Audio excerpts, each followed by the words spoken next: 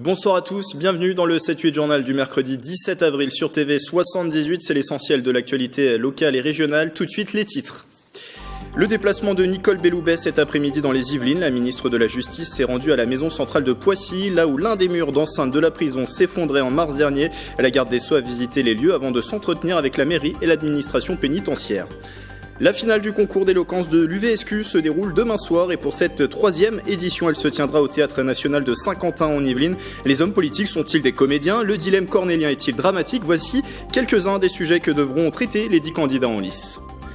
Et après 3 ans de travaux au château de Versailles, la chambre de la reine et d'autres pièces du grand appartement rouvrent au public. Pour l'occasion, le site propose 3 visites consacrées aux souveraines françaises découvertes. Après l'incendie de Notre-Dame de Paris, la solidarité s'organise pour la reconstruction de la cathédrale. Au-delà de la grande collecte de la Fondation du patrimoine et des promesses de dons et des fortunes françaises, les Yvelines aussi se joignent à l'élan. Nous vous parlions hier des subventions de 20 000 € qui seront soumises aux prochains conseils municipaux de Saint-Germain-en-Laye et Versailles. Le même montant devrait être apporté par la ville de Rambouillet. 50 000 € en tout de dons pour l'agglomération Versailles-Grand Parc. Des aides financières également prévues par Maison Lafitte, Marly-le-Roi, Conflans-Sainte-Honorine, Sartrouville ou encore Coignères. Le maire Didier Fischer proposera une délibération en ce sens en séance. Enfin, le fonds de solidarité interdépartementale qui réunit les 7 départements d'Île-de-France dont les Yvelines apportera un soutien à hauteur de 20 millions d'euros.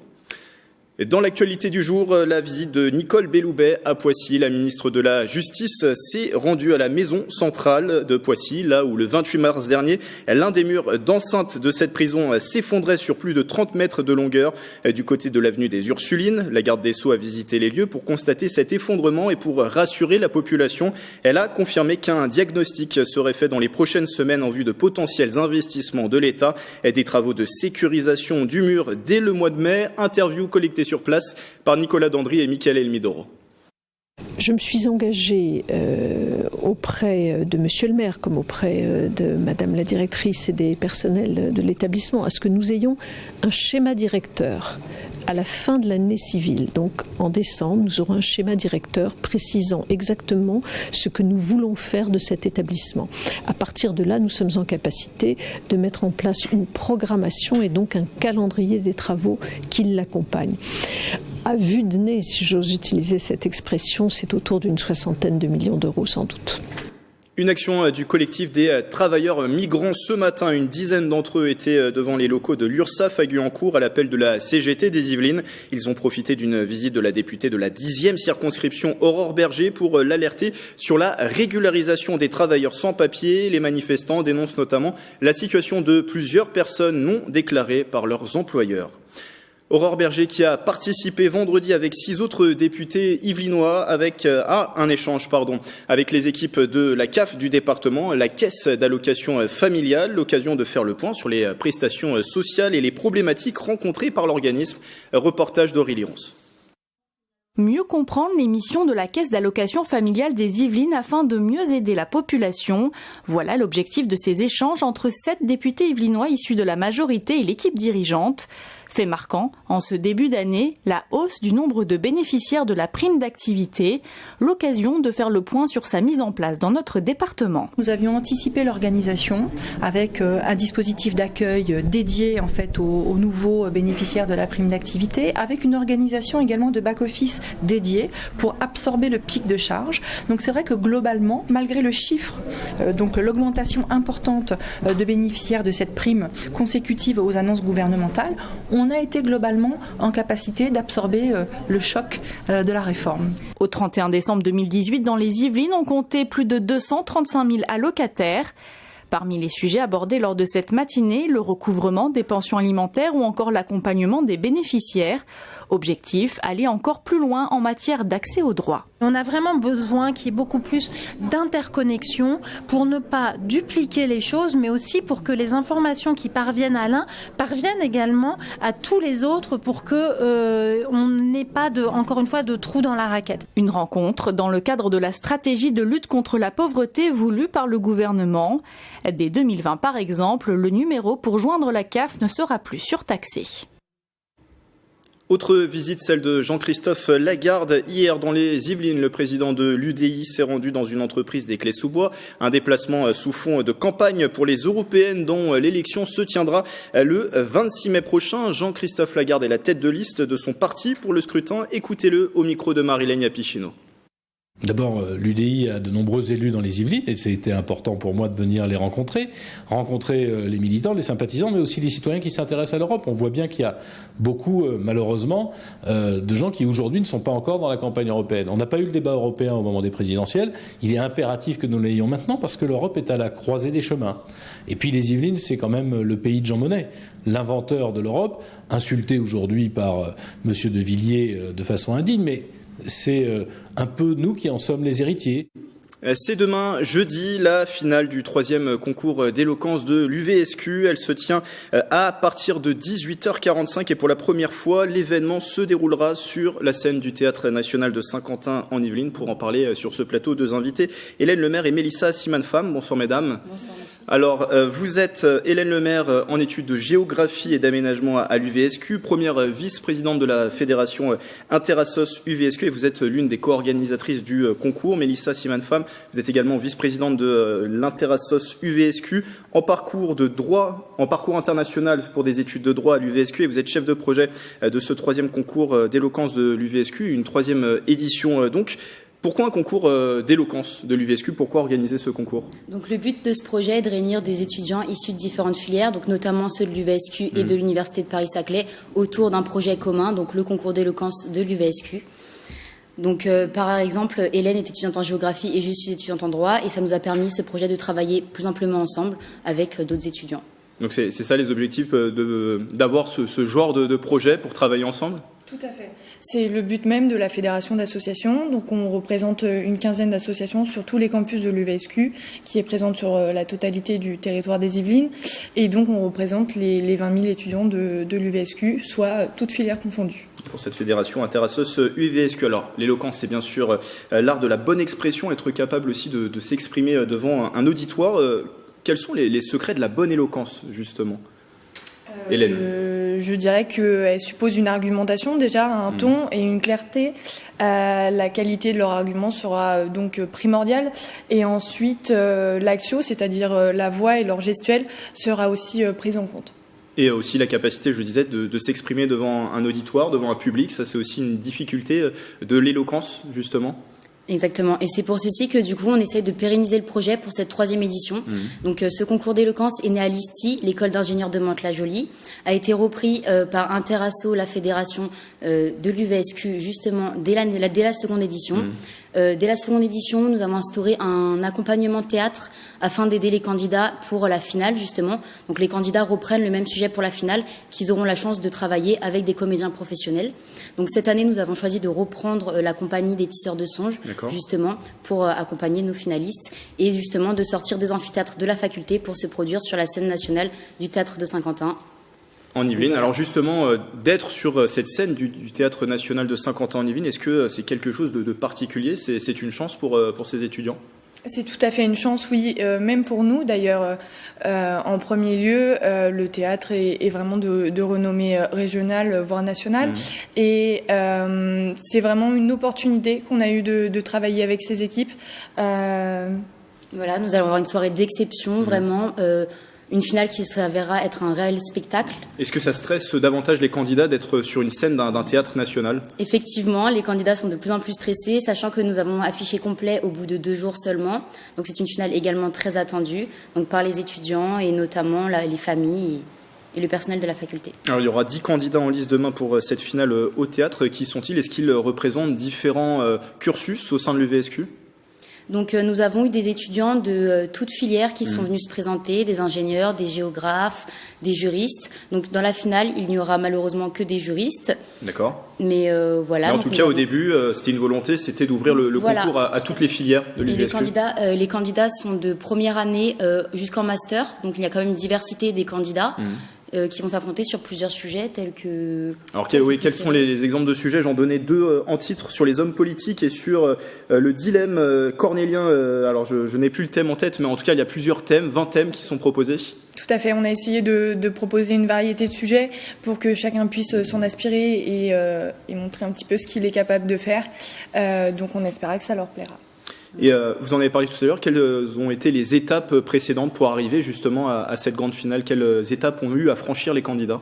Donc, tout d'abord, donc ils ont dû candidater pour le concours. Toutes les candidatures ont évidemment été acceptées. On a eu donc 4 phases de présélection qui ont été menées par aussi un jury, comme lors de la finale. Et donc ont été sélectionnés 10 candidats qui passeront donc sur la scène nationale. Et qui ont choisi un thème dès le début et qui présenteront ce thème encore une fois demain.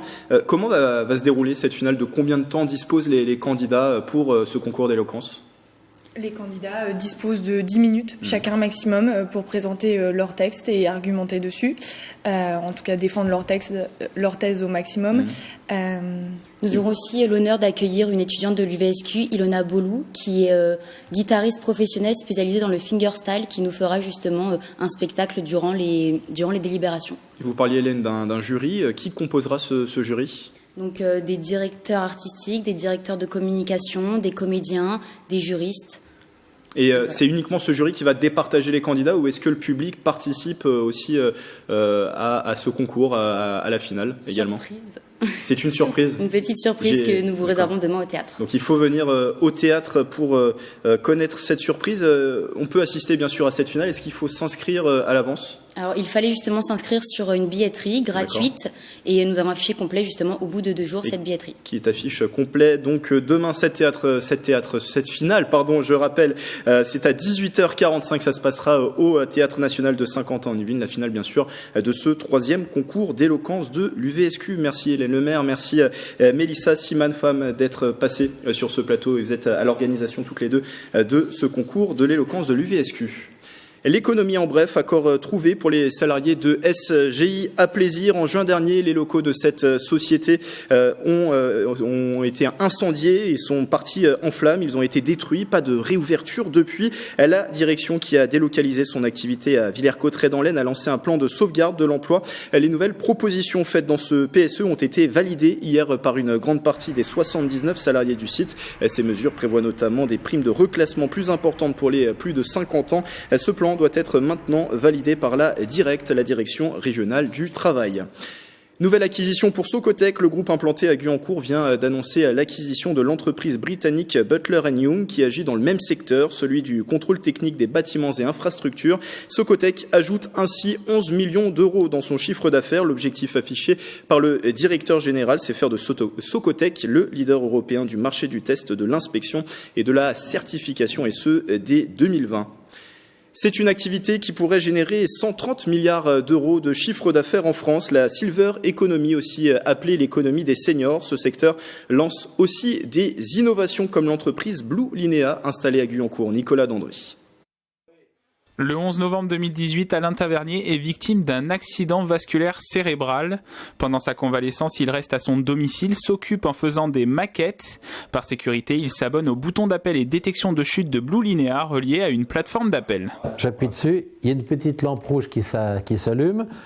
Donc voilà, et à ce moment-là, moi j'entends qu'effectivement c'est pris en compte. Laissez confiant, tout fonctionne bien, monsieur. Tout fonctionne bien, il n'y a pas de problème. Merci beaucoup. Merci à vous, au revoir, bonne journée. Au revoir. Quand je suis revenu à la maison, mes enfants ne voulaient pas que je reste seul comme ma femme faisait des courses ou avait ses activités, me laissait seul. Donc d'une part, pour moi, me rassurer et la rassurer elle aussi.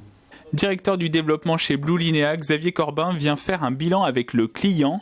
Comme Alain Tavernier, près de 28 000 personnes sont abonnées à ce service d'accompagnement, de réconfort et d'assistance. C'est un dispositif qui s'adresse effectivement à un public qui risque de chuter ou qui a déjà chuté, mais pas uniquement. Il faut bien voir que sur l'ensemble des appels que l'on reçoit, dans 90% des cas, on va répondre à des demandes qui sont des demandes de la vie quotidienne, qui n'ont aucun caractère critique, aucun caractère urgent. La technologie est également très importante pour la sécurisation du transfert des informations et le traitement de chaque situation. Au siège de Blue Linea à Elancourt, des opératrices sont chargées de prendre les appels 24 heures sur 24, 7 jours sur 7.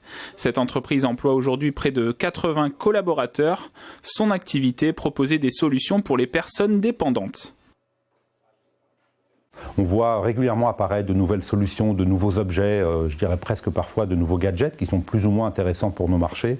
Donc pour nous, il est vraiment très important de choisir les bons produits, de développer les bons produits, parce que la technologie est en fait qu'un moyen de délivrer un service ou de délivrer une solution. Autre technologie proposée, le bracelet BlueGuard destiné aux personnes atteintes d'Alzheimer. On va l'équiper de ce bracelet, du BlueGuard, et elle va pouvoir se déplacer à son gré. Le bracelet, sa fonction, c'est de vérifier en permanence que la personne est bien dans un périmètre, dans une zone de vie prédéfinie. Et si elle venait à s'éloigner trop et à sortir de cette zone de vie, automatiquement, nous recevrions une alerte sur nos plateformes SARA. La société a lancé aussi un nouveau produit pour les personnes en situation de handicap, un dispositif pour leur permettre de jouer à des jeux vidéo. Événement solidaire, une compétition de breakdance était proposée dimanche dernier à Magny-les-Hameaux. Des dizaines de danseurs se sont affrontés pour des battles. Le prix pour assister à ce show donnait des denrées alimentaires pour des associations. Michael Elmidoro.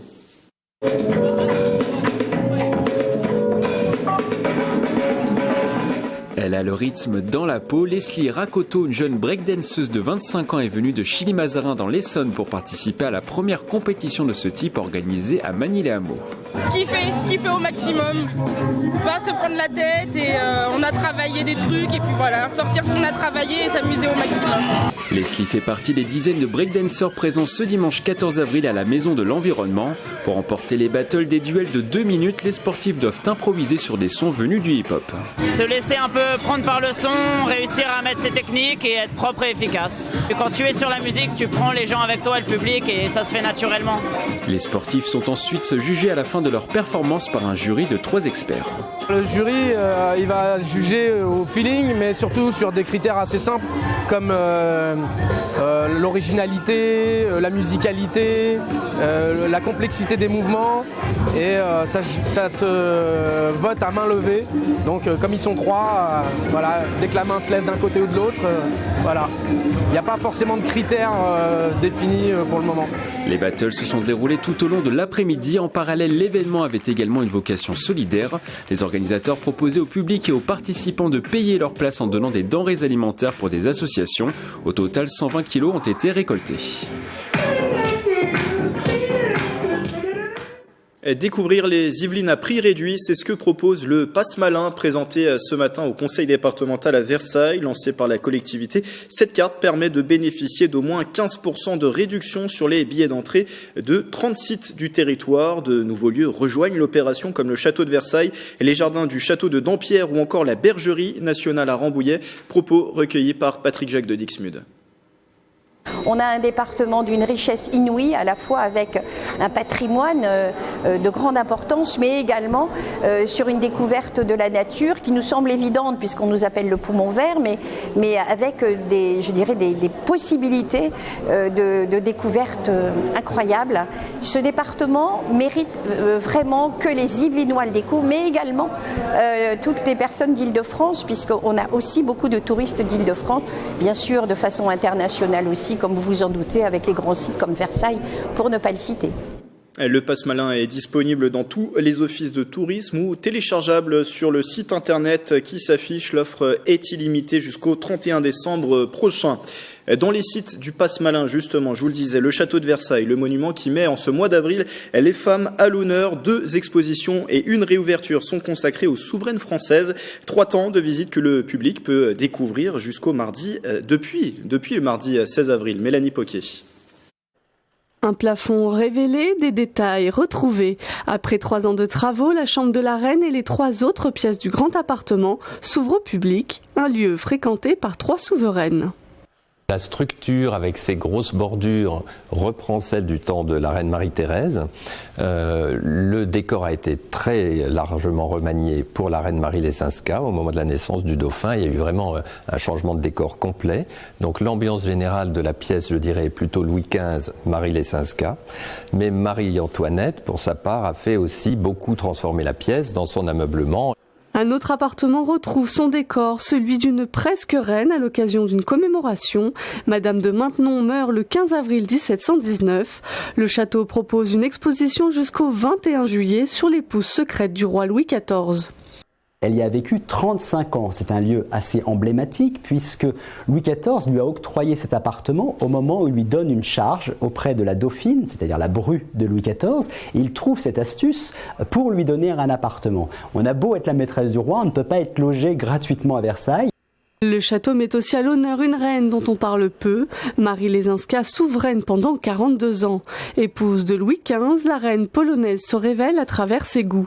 On voit aussi se dessiner un goût pour certains peintres, comme Nattier, comme Oudry. On voit aussi se dessiner son goût pour des sujets légers, comme des pastorales. On ne met pas la même chose dans le grand appartement d'apparat et dans l'appartement intérieur. Et on voit aussi se dessiner son goût pour la conversation. Elle forme autour d'elle un cercle d'érudits. 3 visites, 3 lieux pour découvrir celles qui ont marqué l'histoire de France et l'histoire du château. À la commanderie à Elancourt, cette exposition depuis le 5 avril, Dominique Leroy propose son Jardin-No, un jardin zen en mouvement composé de végétaux. L'artiste qui invite à la déambulation, une nouvelle fois Mélanie Poquet.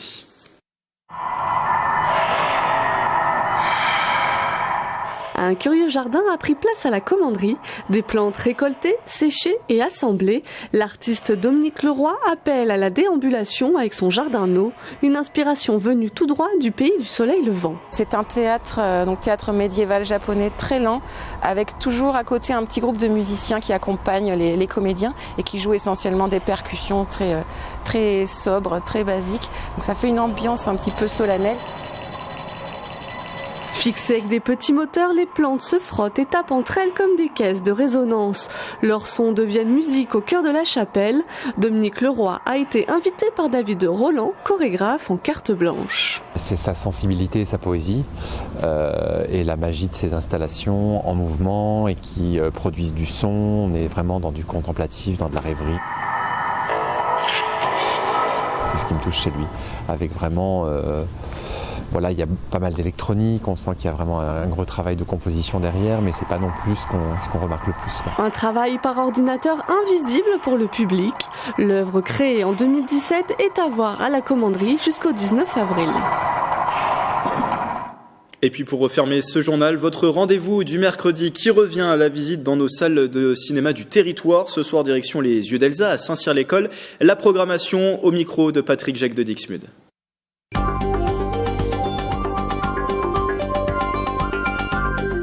Au cinéma Les Yeux d'Elsa, cette semaine, nous vous proposons une soirée spéciale John Carpenter. Alors, c'est un de mes cinéastes favoris, donc forcément, j'en fais beaucoup, mais c'est surtout parce que il y a beaucoup de ces films qui ressortent ces derniers temps, et puis parce que c'est un cinéaste important des années 80 aux États-Unis, mais qui a influencé le cinéma mondial. Alors, on avait passé The Thing, on a passé Les Aventures de Jack Burton dans les griffes du mandarin, et puis là, on va vous faire une soirée 3 films de John Carpenter, puisqu'il y en a 4 qui sont ressortis cette année.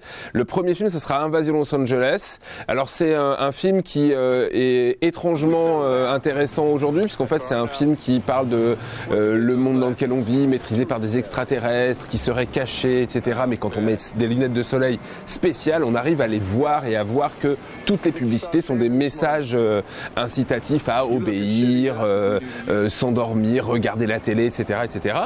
Le deuxième film qu'on va vous proposer, c'est un de mes petits chouchous, c'est un des plus connus, c'est le film qui a fait que John Carpenter est un peu arrivé au sommet. C'est donc encore et toujours avec Snake Plissken, New York 1997. Grand film, dans un futur improbable, New York, Manhattan est devenu une prison. Et donc on retrouve notre héros qui doit sauver le président, tomber dans cette prison. Et puis le dernier, The Fog, le seul vrai film d'horreur de la soirée, qui est interdit aux moins de 12 et qui donc sera présenté en fin de soirée. Je me ferai un plaisir de vous accueillir accueillir, de vous présenter tous ces films et de vous dire tout ce que je sais sur ce cinéaste. Et je vous promets qu'on passera une très très bonne soirée tous ensemble. Donc à vendredi 19 avril, dès 19h30 au cinéma Les Yeux d'Elsa.